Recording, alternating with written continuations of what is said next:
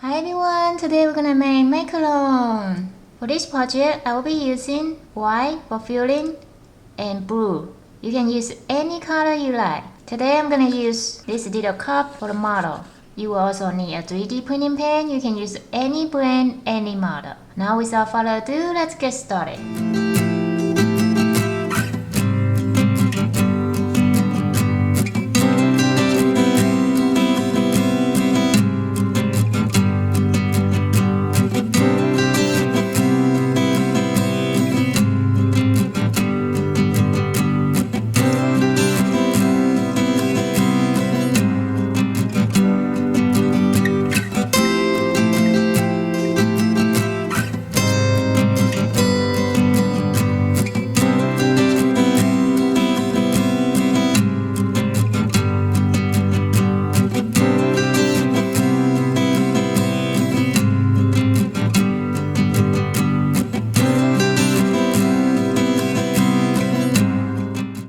Now we have finished our macaron.